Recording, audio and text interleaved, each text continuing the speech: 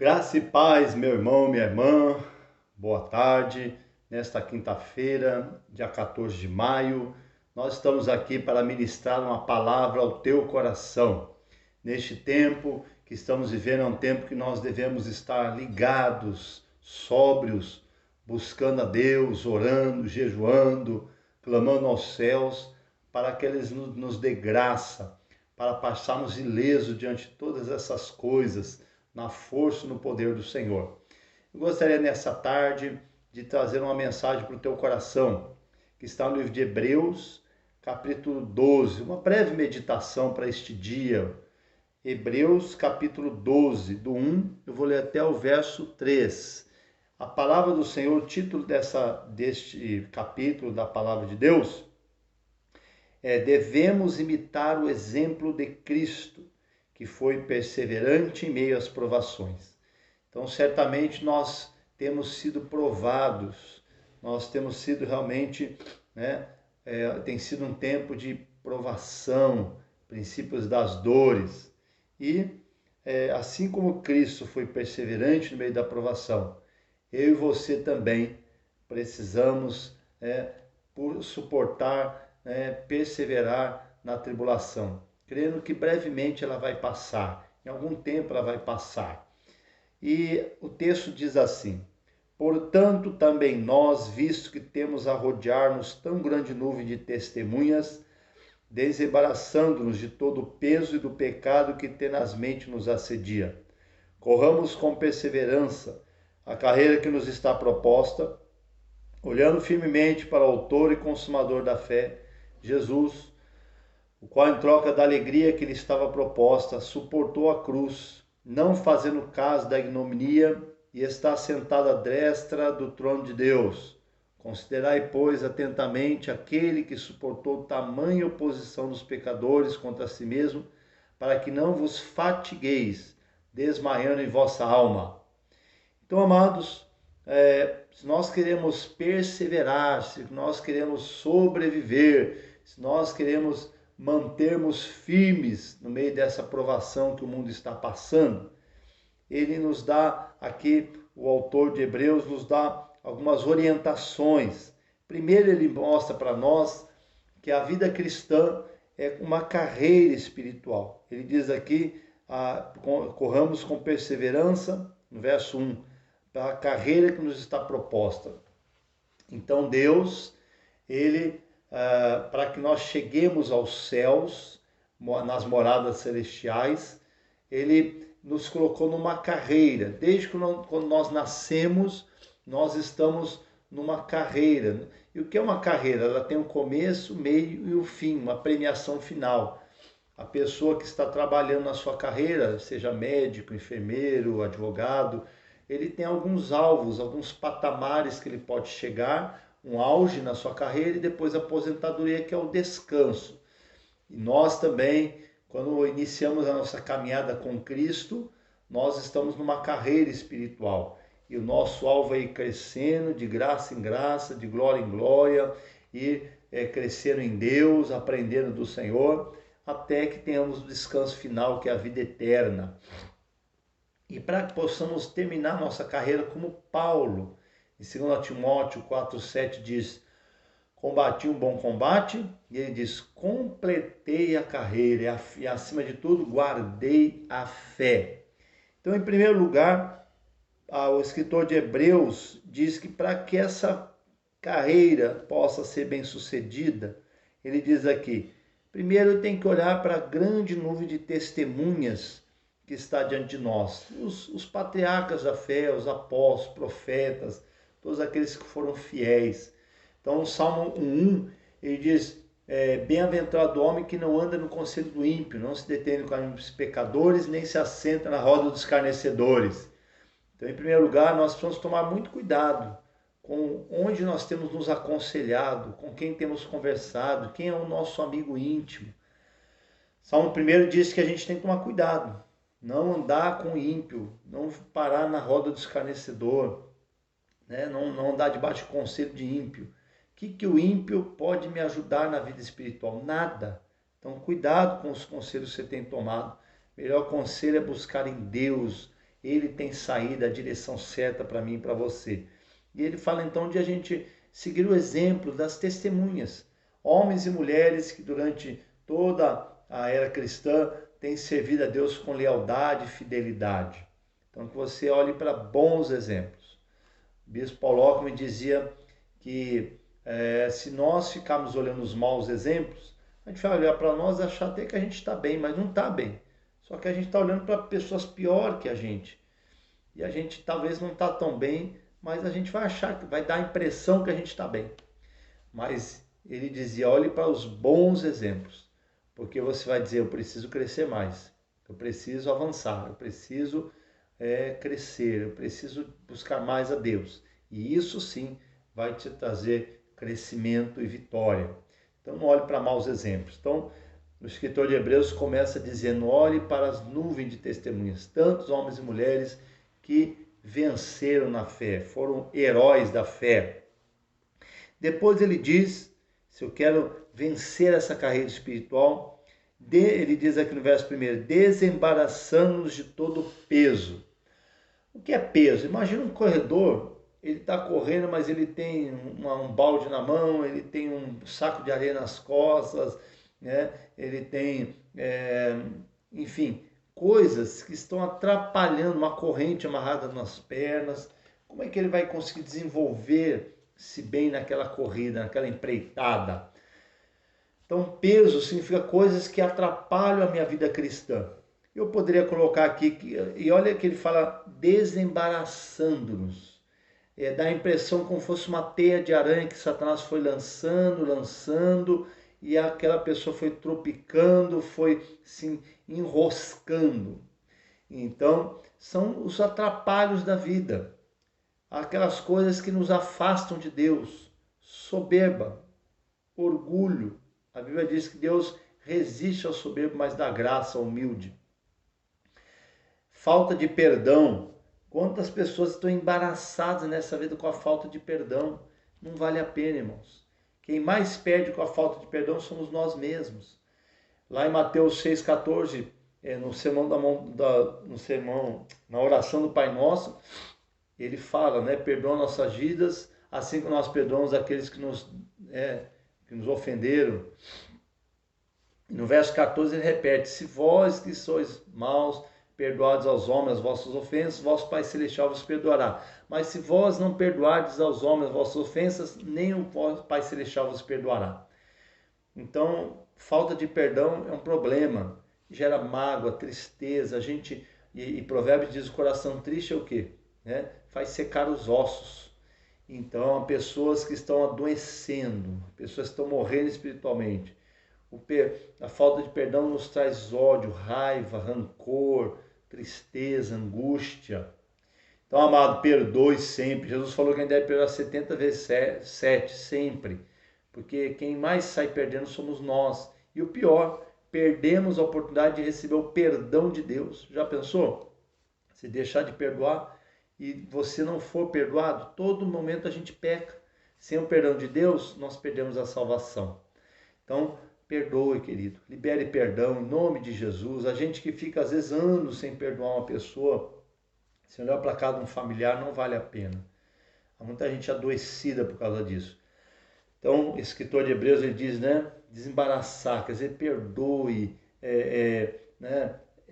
quanta gente que não é fiel ao Senhor nos seus dízimos e ofertas, são embaraços, estão presos às riquezas, às vaidades dessa vida. Cuidado, amado, cuidado, não é? Se desembarace disso, são laços que o diabo lança para roubar a nossa paz, a nossa fé. Então não vale a pena perder a salvação por coisas temporais. Então se desembarace disso em nome de Jesus, paixões mundanas, tentações que estão te enroscando, te afastando do Senhor, tirando a tua paz e tua comunhão com Deus. Então ele diz, desembaraçando-nos, quer dizer, arrancando essas teias, esses laços diabólicos, desembaraçando-nos de todo peso, Então, e do pecado. A gente deve se embaraçar do peso, quer dizer, desses atrapalhos do mundo, e também do pecado que tenazmente nos assedia. Não precisa nem falar, A Bíblia diz que o pecado gera morte, né? O salário do pecado é a morte. Romanos 3:23. Então nós precisamos vencer o pecado. E para vencer o pecado, irmãos, vencer as tentações e não cair, não tropeçar, Gálatas 6,16 diz: andai no Espírito e jamais satisfareis a concupiscência da carne. Encha a tua vida, né, a tua mente da palavra de Deus. Ninguém cai à toa, irmãos. Ai, caí, pastor. Não. Você foi maquinando aquilo na cabeça, você foi permitindo Satanás lançar uma seta, você não resistiu, não repreendeu aquilo. Eu costumo dizer que é um passarinho, né? A seta do diabo na mente. Se dominar a minha mente, ele me leva facilmente ao pecado. E aí, como um passarinho está rondando, o que eu tenho que fazer? Enxotar aquele passarinho. Aí eu não faço nada, ele senta na minha cabeça. Ele faz um ninho. Daqui a pouco ele bota ovinhos. Daqui a pouco esses ovinhos eclodem, né? E aí a gente acaba dando lugar para pensamentos que vão se tornando fortalezas na mente, e aí o diabo consegue manipular a pessoa e levá-la ao pecado. Então, irmãos, eu preciso enxotar aquele mau pensamento, eu preciso, né, frequentemente orar pela minha mente, repreender aquele meu pensamento, porque uma mente dominada por Satanás, o próprio ditado diz, né? A mente vazia é oficina de Satanás. Então encha a tua mente da palavra de Deus, ore, coloca a mão na sua cabeça, repreende os maus pensamentos, lute, guerreie. 2 Coríntios 10, 3-5 diz: embora andando na carne, não militamos segundo a carne, porque as armas da nossa milícia não são carnais, mas poderosas em Deus, para destruir fortalezas, anulando sofismas e toda altivez que se levanta contra o conhecimento de Deus, levando cativo todo pensamento à obediência de Cristo. Então o texto mostra que para mim lutar, para que os meus pensamentos estejam à obediência de Cristo, lutar contra sofisma, fortaleza, são pensamentos errôneos, enganosos. Quais são as armas? Louvor, palavra de Deus, oração, jejum, clamor, adoração intensa. Então, ninguém vai ao pecado de repente, né? O diabo dominou a mente, foi jogando seta, né? Então, existe um ditado que diz assim, né? Um pensamento que eu li num livro que diz assim: semeia-se um pensamento, colhe-se uma palavra. Semeia-se uma palavra, colhe-se uma ação. Semeia-se uma ação, colhe-se um caráter. Semeia-se um caráter, colhe-se um destino. Então, o que acontece? Semeia-se um pensamento. Eu deixo o diabo lá plantar um pensamento na minha cabeça. Olha, faz isso, né? Não adianta orar, desiste, né? Quem que tem que tomar uma cervejinha? Então, semeou um pensamento. Eu não repreendi, eu não lutei, eu não resisti, eu não repreendi aquilo. Colhe-se uma ação, colhe-se uma palavra, aliás, né? Semeia-se um pensamento, colhe-se uma palavra. Mas o que é que tem, né? Só uma cervejinha não vai me fazer mal. Então, semeou a palavra, colhe-se uma ação, né? A boca fala do que está cheio o coração, diz Mateus 12:34. Então, eu começo a falar aquilo, falar, daqui a pouco eu caio, peco. Semeia-se ação, colhe-se um caráter. Eu começo a agir daquela forma, eu me torno, quem é aquele ali? É o beberrão, é o mentiroso, porque frequentemente eu estou agindo dessa forma. Semeia-se um caráter, colhe-se um destino. Quer dizer, eu vou perder minha salvação e ir para o inferno. Quer dizer, tudo começou porque eu deixei um pensamento entrar na minha mente. Então, frequentemente, irmão, ore, repreenda, bota a mão na tua cabeça, eu repreendo esse pensamento, entenda que há muitos pensamentos que não são teus. Como é que o diabo não sonda a mente e o coração? Ele pode lançar pensamentos na nossa mente, mas ele não sabe o que está na minha mente. Mas no momento que ele joga um pensamento e eu falo, ele fala, aceitou. E aí ele vai me manipulando, ele vai... Então, tudo começa na mente. Então, muito cuidado com a tua mente. Filipenses 4:8 diz, tudo que é respeitável, que é aceitável, que é de boa fama, se alguma virtude há, seja isso que ocupe os vossos pensamentos. Então, corramos, nos desembaraçando de peso do pecado, e aí o pecado começa na mente, né? Então, cuidado. Por isso que Jesus falou lá em Mateus 5, ele diz assim, vossos pais, na lei de Moisés está escrito, não adulterarás. Eu, porém, vos digo, quem olhar com a mulher com intenção impura já adulterou com ela. Por quê? Olha, eu não adulterei só porque eu olhei com intenção impura, mas você está maquinando aquilo na mente. Você olha, fica desejando, daqui a pouco começa a maquinar um monte de besteira na cabeça. Quando o diabo lançar a seta, você vai cair. Então Jesus mostra que a gente tem que lutar frequentemente contra os maus pensamentos, para que isso não gere o pecado. E é melhor eu confessar um mau pensamento do que confessar, né, uma tentação, do que ter que confessar um pecado consumado, não é verdade? Então, depois ele diz, corramos com perseverança a carreira que nos está proposta. Então ele mostra que o crente tem uma carreira, ele está numa corrida, né? E a Bíblia diz que se eu perseverar, eu já sou mais que vencedor. Então corramos com perseverança. O que é perseverança? É manter-se firme, não desanimar, não desistir, não parar, ter a esperança, manter firme a minha esperança, né? Perseverar, manter firme a minha esperança, a minha fé. E ele diz aqui depois, Hebreus diz, olhando firmemente para o autor e consumador da fé, Jesus. Amados, o próprio Paulo lhe diz lá em 1 Coríntios 11, 2, ele diz assim, sede meus imitadores como eu também sou de Cristo. Então, o meu modelo maior é Jesus. Ele é o meu maior exemplo, é o meu mentor, ele é o meu Senhor, é o meu pastor. E Paulo mostra aqui, olhando firmemente para o autor e consumador da fé, Jesus.